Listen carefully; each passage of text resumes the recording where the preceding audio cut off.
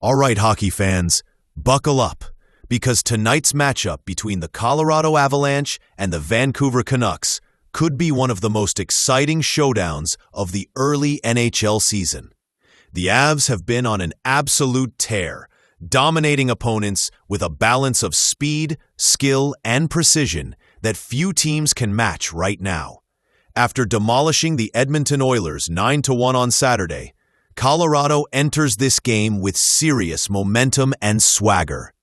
Meanwhile, Vancouver is trying to find consistency in a season that's been full of highs and lows. Can the Canucks slow down the league's top team? Or are the Avalanche about to roll through another opponent on their way to an early season statement? It's been a story of quiet but commanding dominance for Colorado so far. With a record of 9-1-5, they haven't lost a single game in regulation since early October. That kind of stability doesn't happen by accident. The team has finally found balance across all lines, something that's been missing in recent injury-filled seasons. The chemistry between Nathan MacKinnon, Mikko Rantanen, and Cale Makar has been nothing short of elite, and it's showing in both the stat sheets and the standings. This version of the Avalanche looks like the championship-caliber squad fans have been waiting to see fully healthy for years. Let's talk numbers, because the stats back up the hype. The Avalanche lead the entire NHL with 59 goals scored, while also holding opponents to a league-best 2.4 goals against per game. That combination of firepower and defensive discipline is a recipe for long-term success. Nathan MacKinnon is tied for the league lead in goals with 12 and also sits at the top in total points with 24. Cale Makar, the dynamic defenseman, continues to redefine what a blue liner can do offensively, sitting a full 7 points ahead of the next best defenseman in scoring. And then there's Scott Wedgwood, quietly leading the league in wins with 9. Of course, it hasn't all been perfect. Colorado's power play has been surprisingly inconsistent, ranking in the bottom half of the league despite the talent on their top unit. And that 0-5 record in overtime and shootouts? Definitely something to keep an eye on. Still, those are fixable details. When you're this dominant in regulation, those small shortcomings tend to fade into the background. Head coach Jared Bednar has been vocal about tightening up the special teams and ensuring that his group stays focused through 60 minutes, not just 59. On the other side, the Vancouver Canucks are in a very different position. Sitting at 8-8-0, their season has been a roller coaster. They've shown flashes of brilliance, like their gritty 4-3 win over the Columbus Blue Jackets. But they haven't been able to string together consistent performances. The main concern? Goaltending. With Thatcher Demko still unavailable, Vancouver's depth between the pipes is being tested. Kevin Lankinen may have to start on consecutive nights, or the team could turn to backup Jiri Patera against a Colorado squad that's lighting up scoreboards. If Vancouver wants any chance tonight, their defense has to be airtight.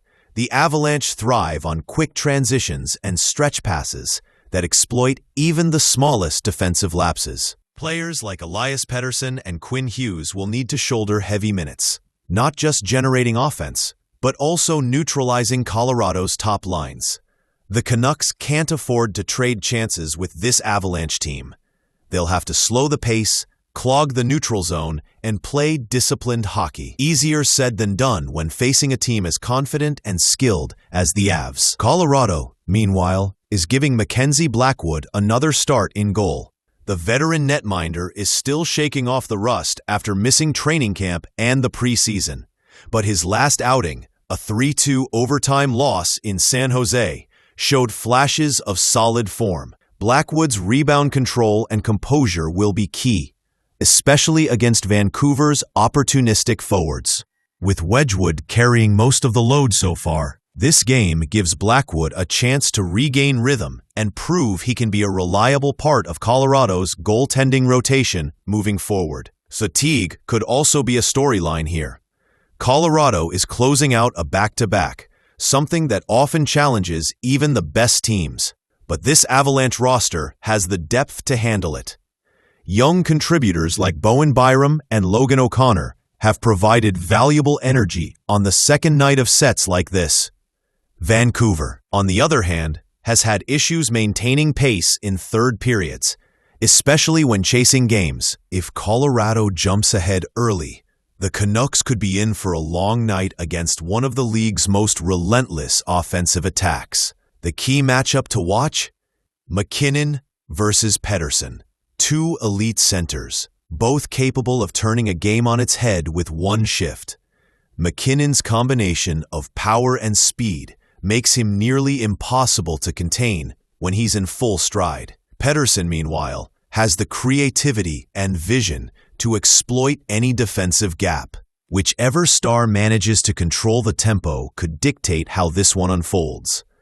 Expect both teams to rely heavily on their top units early to try and establish dominance. So, can the Avalanche continue their early season dominance, or will the Canucks pull off the upset at home? The odds favor Colorado, but hockey's beauty lies in its unpredictability. One bounce, one lucky deflection, one hot goaltender, and everything can change. Still, based on how the Avalanche have been rolling, it's hard to bet against them right now. If they keep up this mix of offensive firepower and defensive discipline, they might just be the most complete team in the NHL. Tonight's game could be another chapter in what's shaping up to be a powerhouse season in Colorado.